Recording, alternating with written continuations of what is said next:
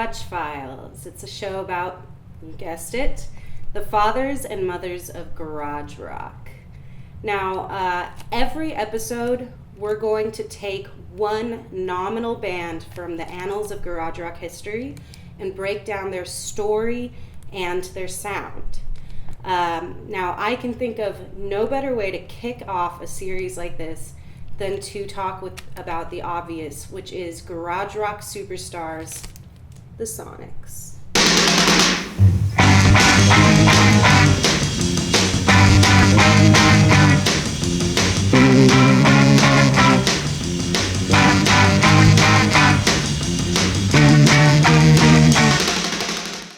If you talk to any connoisseur of garage rock, you will inevitably end up talking about the most notorious garage rock band, the SONICS. From their blunt-edged guitar work to their dark and twisted lyrical content, their brash attitude and hopelessly catchy taglines made the SONICS the most notable garage rock band in American history. But who the fuck are they? Well, for the answer, we go back to Tacoma, Washington in 1960. A young teen boy named Larry Paripa was encouraged by his parents to pursue his love of guitar and start a rock and roll band. The first lineup consisted of Paripa on guitar, Mitch Jabber, yes, that's his real name, on drums, Stuart Turner on second guitar, Paripa's brother Jerry on sax, and even Paripa's own mother filling in on bass at rehearsals. Now, from here, the lineup gets a little tricky, so bear with me. So, having Mama Paripa play bass just wouldn't cut it, so Larry's older brother Andy took over as bassist. Larry's other brother Jerry lost interest, so a guy named Tony Mabin took over on the sax. Lead guitarist Stuart Turner joined the Army and was replaced by a guy named Rich Cote. Drummer Mitch Jabber, yeah, seriously, it's his name, was replaced by a guy named Bill Dean. Meanwhile, Marilyn Lodge joined the band, becoming the SONICS' very first lead singer. Up until then, it had been an instrumental band. Not much later, Coke decided to leave the band, soon to be followed out by the recently joined singer Marilyn Lodge, who was quickly replaced by Ray Michelson. Have you had enough? Well, fuck you. Larry started to question drummer Dean's commitment to the band, and after meeting another band called the Searchers, replaced Dean, Michelson, and Mabin with the Searchers, Bob Bennett, Gary Rosley, and Rob Lynn, bringing us to the most notable, but not necessarily current, lineup of the SONICS. It should be mentioned that after 1968, the band would continue on in many forms for decades to come, none of which, however, containing any original members until their most recent reuniting tour. So let's talk about their records. So in 1965, Etiquette Records released the SONICS' debut LP, Here Are the SONICS, and the debut single of which was a song called The Witch. It was wildly popular among the young people, despite the fact that it was banned from a lot of radio stations due to what was then considered risque and disturbing lyrical content. Let's take a look at some of those lyrics, shall we?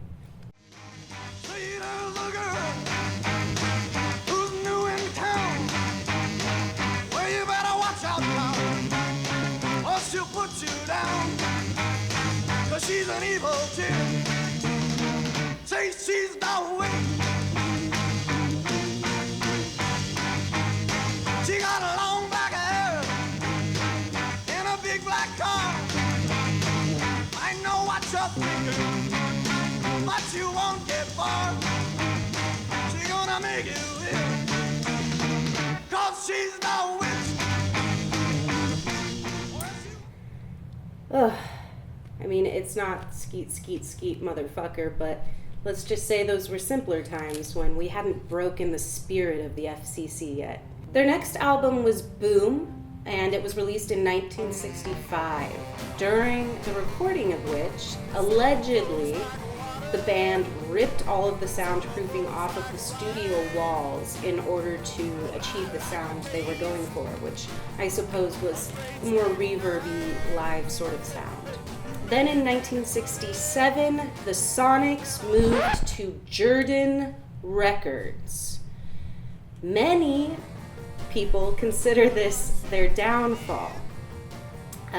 They released Introducing the SONICS on Jordan with a much cleaner sound, and it was more polished, which maybe not many people received well.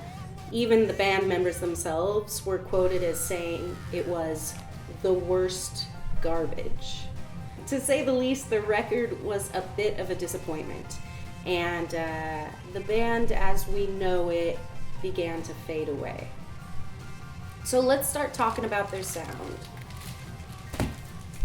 While the SONICS kind of got the shaft from mainstream success, their distinctive sound has made them one of the most influential rock bands in history. Everything from punk to grunge has been influenced by the SONICS' aggressive tones and raucous attitudes. Everyone from Kurt Cobain to Ty Segall have cited the SONICS as a big influence in the way that they make music. I know I personally have been influenced majorly by them, as many others have. So, what made that iconic garage sound? Well, Larry Paripa started out on a Fender Jazzmaster, which is my personal axe and favorite, running through a Magnetone amp, which model I'm not quite sure, he never stated, but the Jazzmaster was later replaced by an Epiphone Riviera, the guitar that Paripa now calls his lifelong favorite. The rest of the instruments have been somewhat lost to history. Some photos reveal some Fender amps and maybe a Ludwig drum kit. There's a bass, a keyboard, and a sax in there somewhere, but it's not the gear that made this band. It's how they played. So let's talk about that. It's the dirty, chunky, twisty guitar tone being swung over skull-splitting tomahawk drum rhythms that give the SONICS this raw sexual energy that just buckles your knees and makes you howl. It embodies everything rock and roll should be: honest, vulnerable, relentless, and disgusting. I love it so much. So, there you have it. That's why the SONICS are one of the most influential bands in history, and of course, one of my personal favorites. On a scale from pitchfork to obscurity, I'd give these guys 8 tall cans. So go out, get their records, and have some dark and twisted good times. And in the words of the SONICS, remember, wine is red, poison is blue, strychnine is good for what's ailin' you. Thanks for watching. Wow, baby!